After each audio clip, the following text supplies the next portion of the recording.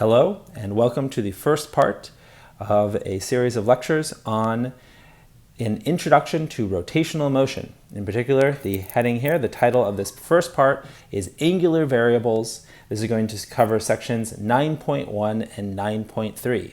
Here we're going to introduce some of the key terms and key equations that lay the groundwork for an understanding of angular variables. And of course, our angular variables are going to be used to understand angular motion. That's going to be the kinematics of angular motion, as well as the dynamics of angular motion, including the forces that cause things to rotate. Here we are going to be building off of one key idea, that being the center of mass, which will gradually become more important. But the biggest transition that this represents in introductory physics is that we're going from particles to objects. In fact, I would say this is the single biggest transition in any introductory physics class. Now, the objects that are in motion can translate, which is what we've been talking about so far, and they can have work associated with that translation, they can have energy associated with that translation, there can be conservation of momentum, obviously Newton's laws can apply to that translation, but now, in addition, or perhaps instead of translation, an object can rotate about one point on its body. Maybe it's its corner, maybe it's its center, maybe it's its geometric center, maybe it's its center of mass. There's a big idea here. We have new types of motion. And to get there, let's define some terms. Okay, so the idea here is that we're going to be defining terms of translation, rotation, tangential, and radial. Now, we've seen many of these as we talked about uniform circular motion, so I'm just going to do a quick pass on these terms. All right, so translation is motion that can be described as changes in x, y, and z.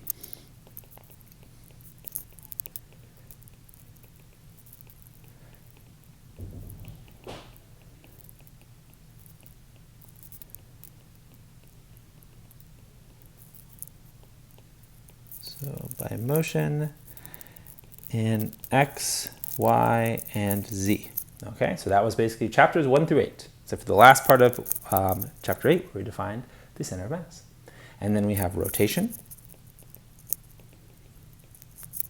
All right, so rotation is motion of an object that can be described in terms of changes in degrees or radians, usually radians. Okay, so rotation is motion of an object about a point that can be described in changes of theta. So not x, y, and z anymore, but instead an angle. And theta is going to be measured in radians. So we might convert it to degrees, but our baseline assumption will be always measured in radians. Okay? And then we have the last two terms, tangential and radial.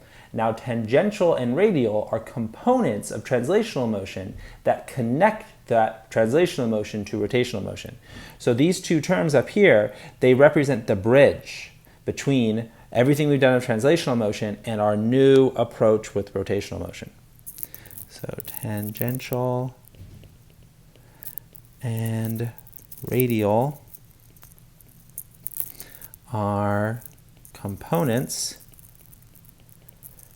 of translational motion. Okay, and I'm going to illustrate that with a picture to the side, right, the space I've reserved. All right, so let's take a look at this spinning object. We'll talk a bit about what it is in a minute, but right now we're just going to call it a solid spinning disk. All right.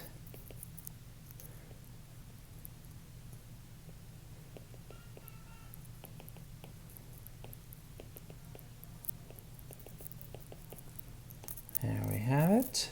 Okay. And we're going to draw some x and y coordinates on this disk. So we'll put x and y kind of right in the middle. So I'll put it right there. All right, so let's draw an x and y axis and an x axis, like so. This will help connect our translational terms with our rotational terms. Obviously, this disk here has a defined radius. All right, so this is simply the radius of the disk, which we will call lowercase r in this case. All right, and then let's consider some points along the perimeter of the disk. So let's go ahead and label a couple of points. We'll put one right here. Here, I'll put it up here, kind of out of the way, and then I'll put another one over here. Okay, and then let's consider kind of some ideas of what's going on. Let's call these points 1 and 2. So I will simply label this point 1, and then I can label this one over here 2. Okay, and the idea is that these are going to occur at different points in time. All right, so specifically this would be t equals 1 in whatever unit we want, and over here this one is t equals 2 at point 2. So this, in other words, this point has moved along as the disk has spun. Makes sense? It could be something like a merry-go-round. Okay, so the disk is spinning. All right, and that means it has something called an angular velocity. Okay, so we have then that the angular velocity of our disk, we'll write it here in blue. So we have or rather that the disk is rotating. So let me actually show that here, kind of this turquoise color, that this just represents the rotation. These are not vectors, okay, but this just shows that the disk is rotating. All right. And then I want to be specific about what's happening. Now we're going to get more into whether something is rotating at a constant rate, whether it's rotating at a non-constant rate, and so on. Here I want to keep it somewhat general. So I'm going to have this object rotating. So we'll have omega start at 0. So we'll call omega 1 equals 0. Now what is omega? Well, omega is angular velocity. Okay, so, and that will show up in the equations below. Okay, so there the disk is not rotating, but it's starting. So this disk is starting from rest. By the time we get to T2, we're going to have that omega 2 is no longer equal to 0 because now it is in motion, and we'll have it speeding up. So then we have that alpha is not equal to 0 as well, because it had to speed up from rest. And what is alpha? Well, that is our acceleration. So this is angular acceleration. All right, so again, simple idea to visualize. Obviously, we're getting into some of the details, but this is just a disk that's spinning up from rest, starting from rest, and someone is accelerating it in its rotation. Okay, so let's go ahead and add some of the key vectors on here. Okay, so we're going to have an acceleration vector, velocity vector, and so on. So let's go ahead and draw our velocity vector here in pink. All right, so put that on. So this is just going to be v1. Okay. So actually in this case, v1 is actually equal to 0. All right, so v1 is equal to 0. Because if the disk is starting from rest and it's not rotating as a whole, that means that point 1, or just that black point there, the point I should say, is also not moving yet. It's not translating. But by the time we get to time 2, well, now that point, that black point, has moved around the perimeter, picking up speed as it goes, and so now it certainly would have a non-zero velocity. Okay, so we'll call this one v2. All right, so this is our v2 vector. Now notice that v2 is entirely in the tangential direction. So let's take an opportunity and draw in our axes, our tangential and radial axes. Okay, so we'll put those here in red. All right, so we'll have this be our tangential axis. Make it a little bit thicker but shorter. There we go. Okay, so that is our tangential axis right there. and then the radial axis would point right towards the center. So this would be the radial axis, okay? So then I'm simply going to call this the t-axis for tangential and the r-axis for radial. And the thing is that those axes, they move as the point moves. So by the time we get to following our black dot over to time, where it's located at time 2, we would have again a tangential axis, okay, and a radial axis. They don't point in the same direction relative to our fixed Cartesian axes, but they are a 90-degree axis system, right? In other words, radial is always 90 degrees to tangential. So they definitely form an axis system, just a moving axis system. It ends up being incredibly useful to have that definition as we define our components of our translational terms in terms of our new rotational terms. Okay, so far I've done one of those translational terms. I've talked about the velocity, but velocity is pretty simple because it is always tangential. Now the biggest thing, the biggest takeaway from this figure is going to be that you have to consider the acceleration, okay? Now, I already said that the angular acceleration is non-zero because it has to be because the disk is spinning up from rest. And we're going to define a lot more about angular acceleration, but conceptually it's just that. It's the change in rate of angular velocity, just the rate at which the disk or sphere or whatever spins. Now here's the thing. If our disk in this case is spinning up from rest, at point 1 is the translational acceleration 0, right? At this point is the translational acceleration 0. No, absolutely not. Even though the velocity is 0, the acceleration isn't, because that black point is going to have to accelerate from rest. So when it first starts, it has an acceleration, a translational acceleration that is entirely tangential. All right, so I could draw it like this. Let's see if this will show up nicely. Okay, yep. So this right here would be A1. All right, so this is the initial translational acceleration, and it is entirely tangential. So I'm going to add a note there, especially because those two words are easily confused or even easy to just kind of missay and so on. So we have here that the initial translational acceleration is entirely tangential.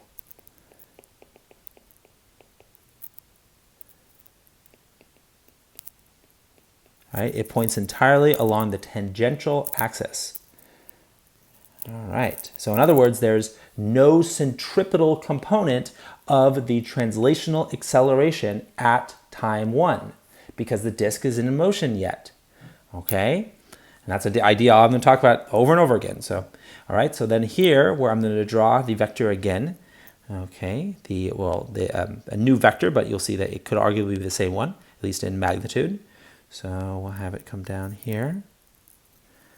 Okay, let's try to draw it parallel to velocity. Okay, so this represents acceleration at point 2 as a vector. Obviously, it has changed its orientation, so the vector of acceleration has changed. But if the angular acceleration is constant, it turns out then the magnitude of the tangential component of translational acceleration is constant. Okay, that's an idea that you'll take time to sink in. Okay, and then let me move this out of the way so I can draw the next one. Okay, so then I'll draw the other component of translational acceleration. Okay, let's get that in there. And this right here is the radial component of translational acceleration. So this is going to be AR. Actually, I got to move that term yet again. There we go. Okay.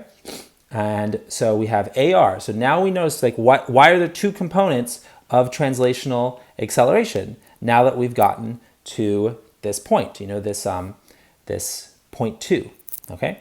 And one label I noticed I mislabeled here is that should say AT. All right, so we'll call, so yeah, here actually this would be A2T to represent that it's point 2, but the tangential component. And then this one here should be A2R. So it's the acceleration at point 2 or time 2, but the radial component. And then if you check it out, I can then take those two components, because they're, of course, they're at right angles to each other, and that will form a right triangle, with the hypotenuse being the overall translational acceleration.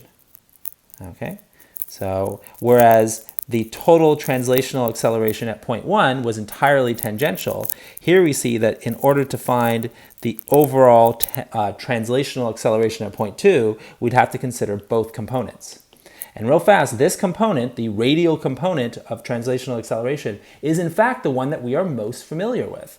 It is none other than the centripetal acceleration, which I have occasionally called the radial acceleration. But here we're really going to exclusively call it the radial acceleration. But it's precisely v squared over r. That's what that's still the term of it. But the whole point then is, if we have a disk that's spinning up, that is accelerating in its spin, right? Someone's accelerating it from rest, or something's accelerating from rest, then this component is actually growing with time. So the translational acceleration, the tangential component of the translational acceleration, is growing. Whereas if the acceleration is constant, this component of translational acceleration is also constant in magnitude. All right, so a lot to take in there. Okay, but crucial figure, good one to refer back to. But let's get on with our terminology after I define one other thing that I don't want to leave as a loose end, is that going back to, because of course the purpose of this this axis here is so that we could then talk about our other axes, our radial and tangential axes, and their angles relative to this fixed Cartesian axis. But there's one more thing that I want to add to it, and that is the definition of positive angles. Now the convention, just like the convention to call positive y up, is to call positive theta, so that would be a positive angular displacement, in the counterclockwise direction. So clocks always move in the negative direction. It's weird, I know. Now, that means that this disk, in this case, spinning clockwise, is spinning in the negative direction. Okay, but again, more on that later. Okay, so now some more terms. Since I spent a while on that figure, I want to wrap up the rest of our terms. Okay, so let's go ahead and do that. So just a quick term to define here: rigid body fixed axis rotation. So that's just the idea that a rigid body is something like a ball or metal disc that doesn't change shape as it rotates. Doesn't change shape as it rotates. Okay, so this includes ideas of no elasticity. We will define elasticity in a chapter, in fact, immediately after these rotation chapters, but we're not really going to combine it, except for very simple cases with rotation. We're certainly not talking about anything that has a fluid nature as it rotates. An example of a non-rigid body that could be rotating would be something like a galaxy, right? So there you have to deal with it, kind of changing shape as it rotates. Obviously a much more complicated system. Okay, and then what about a fixed axis? So the idea of a fixed axis is that an object rotating about a fixed axis is a rotating object, or I'll say means that the center of rotation does not move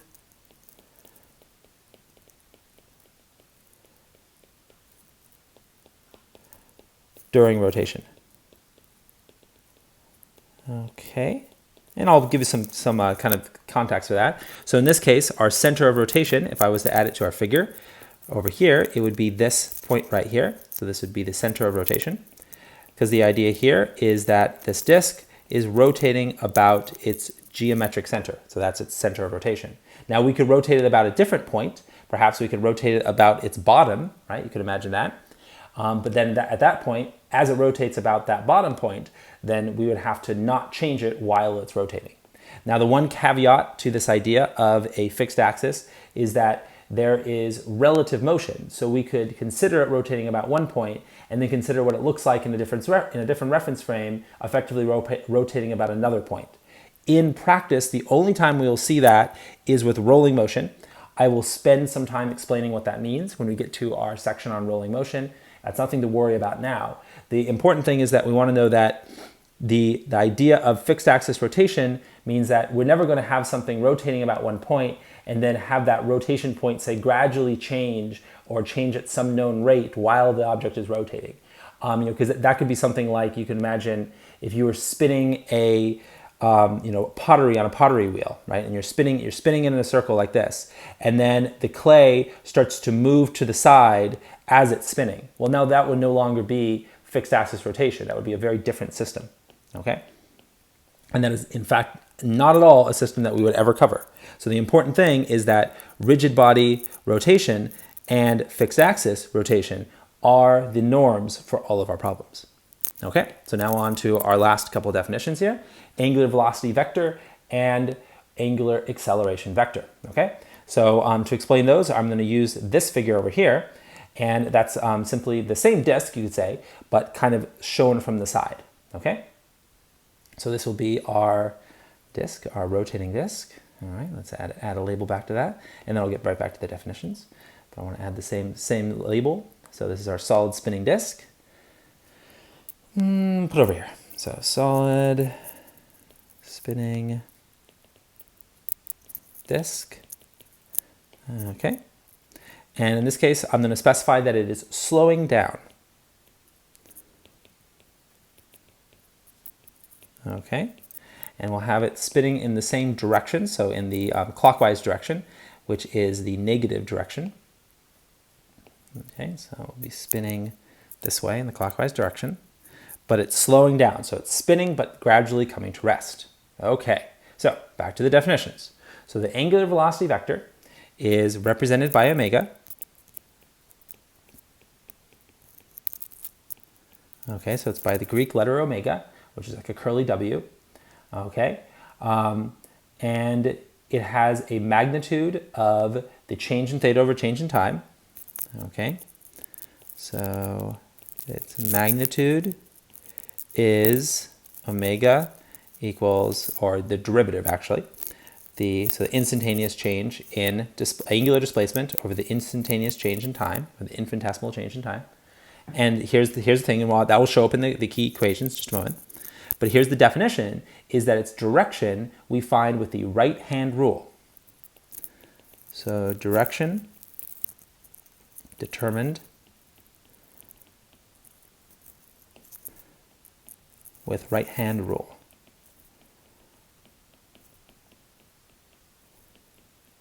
Okay, so what is the right-hand rule? Okay, so the idea is that you would curl the fingers of your right hand in the direction of the rotation.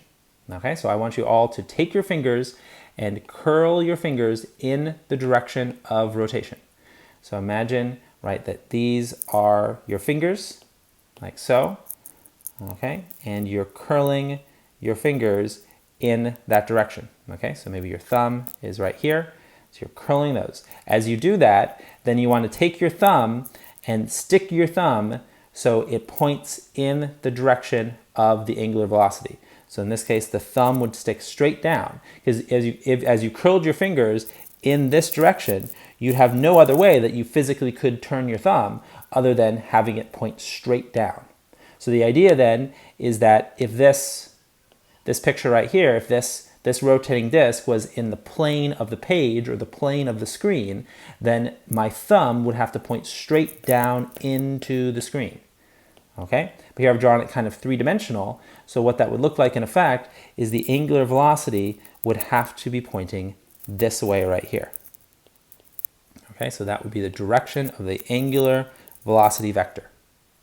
Now, very important is that that is perpendicular to the plane of rotation. Okay, so omega is perpendicular to the plane of rotation. The plane of rotation is like this shaded plane, right? That could be in terms of x and y, and that means that the omega would be in the z-axis, right? It's going down into the page. Okay, whereas if the disk was spinning in the opposite direction, if it was spinning in this direction this way, then as we curled our fingers with our right hand, our thumb would have no choice but to point up. and that would be omega coming out of the page or shown in this three-dimensional perspective. Okay, so that's omega. Now what about alpha, the angular acceleration? Okay, so we'll get to that. So angular acceleration is represented, let's added the vector symbol there on omega, but back to angular acceleration. So it's represented by the Greek letter alpha, drawn like that. Okay, its magnitude is that alpha equals the derivative of omega with respect to time, so d omega over dt. And if the object is speeding up, then alpha is going to be parallel to omega. So if the object, and that's very similar to what we know from translation, if the object is speeding up, then alpha is parallel to omega. But if the object is slowing down, as in the picture to the side, then alpha is anti-parallel to omega. And anti-parallel just means it would be at 180 degrees to omega. Okay, so that means in this case, we would definitely have that our omega vector would be, our alpha vector would be pointing directly along this axis here. So let's choose a good color for it. All right, there we go. Okay, so then this would be our alpha. Okay, and of course its magnitude tells us how quickly it's slowing down. All right, so alpha also is perpendicular to the plane of rotation. So you see that both the vectors, both omega and alpha, never point in the plane of rotation. And that's in direct contrast to, say, the components of translational acceleration or translational velocity, which all only exist in the plane of rotation by definition. So they have this separation in a 3D sense. And there's a really important reason for that. And that's because alpha and omega, they represent vectorially as well, they represent the velocity and acceleration respectively of the object as a whole. So I couldn't draw them at some particular point. Say, I couldn't draw alpha over here, and I couldn't draw alpha in the plane of rotation, because then it would be specific to some point. But that's not what they represent. They represent the motion of the object as a whole. And as such, the only way that they can represent the object as a whole is to exist along the axis of rotation. So they point along the axis of rotation and, again, perpendicular to the plane of rotation.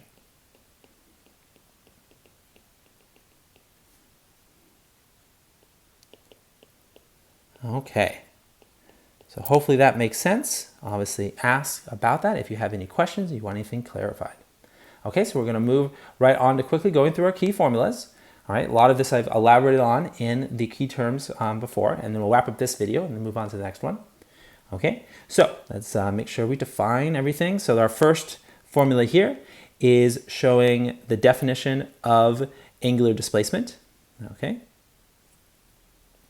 so this is angular displacement. All right, and that has to be measured in radians based on the very formula that I'm showing you.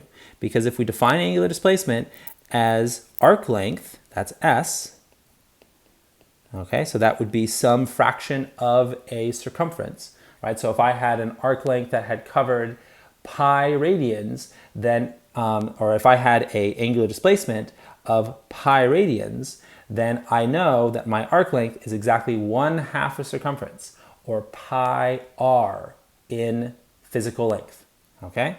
And then r is just the radius. Okay, so hopefully that makes sense. Here we're just going to define the way we can then go back and forth between radians, degrees, and revolutions. Simply put, 1 revolution is 360 degrees, is 2 pi radians. Again, we're always really going to be working in radians, but now and then we might have to convert back to degrees. And certainly we can be given things in terms of RPM, in which case we'd have to go from revolutions to radians. Now we have the definition of instantaneous angular velocity. That's this right here. So instantaneous angular velocity. Okay. And then we have below instantaneous angular velocity.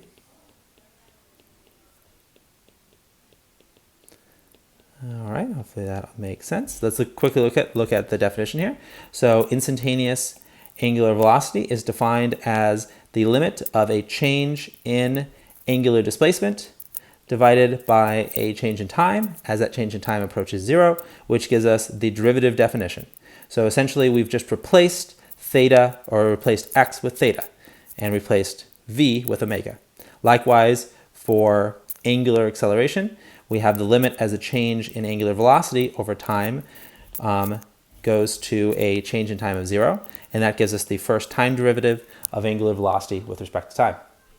We could also write the expression as the second derivative of displacement with respect to time. So I could write d squared dt squared of theta. Okay.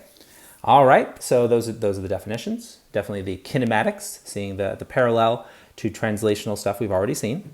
Now let's look at these next three equations. So these three equations down here, they relate tangential terms to rotational terms.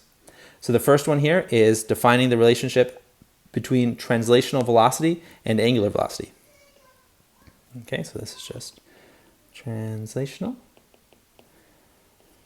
velocity. All right, no surprise. Oh, whoops. Didn't change over. Okay. So translational velocity. And then we have radius and angular velocity.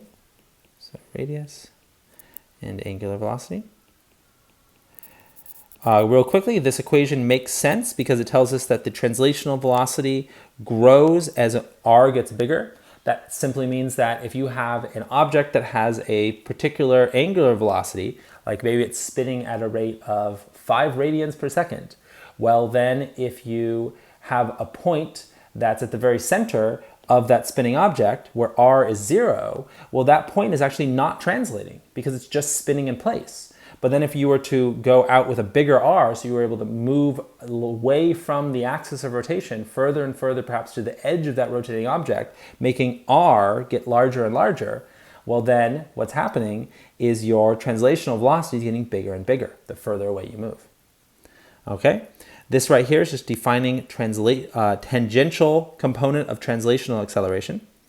All right, so this is the tangential component of translational acceleration.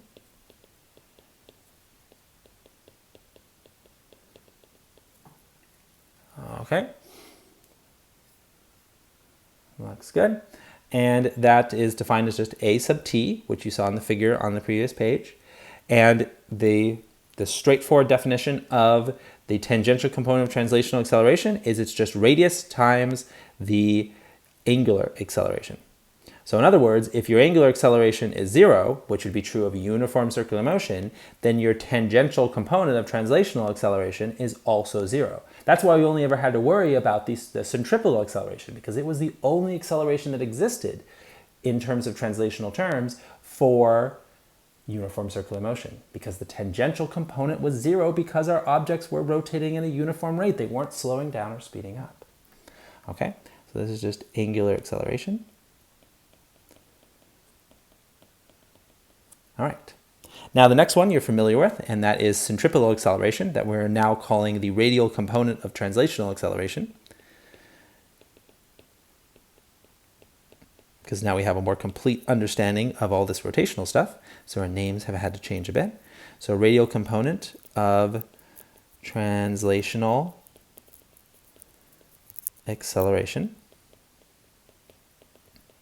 And that's equal to v squared over r. We know that. That's always been the definition we've worked with for centripetal acceleration. And of course, that's the same thing now, just by a new name.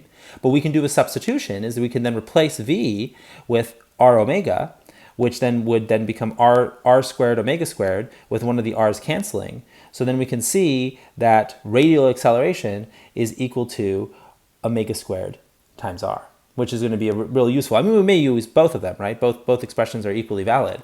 But often, if we already have a angular velocity known, or perhaps a time-dependent angular velocity expressed, then we could work with that quite easily to find the radial component of translational acceleration. Okay, there's nothing new to label here, so all the terms I think you know, radius, velocity, and so on. Okay, and so the last expression here, the last equation, is the total translational acceleration. So total translational acceleration, which we find with the Pythagorean theorem for the two components of translational acceleration, the tangential and radial components, tangential, radial. Okay, and so one other way we could write this is we could then plug it in with the exact expressions from above to kind of see it in its full form. So then this would just become r alpha quantity squared plus r omega squared quantity squared, which then would become r, because the r squared would factor out and then come out of the root as just r. And then we'd have times alpha squared plus omega to the fourth, because it was squared and then squared again. Right, so neat expression. All right, let's look at our first example, but not until the next video.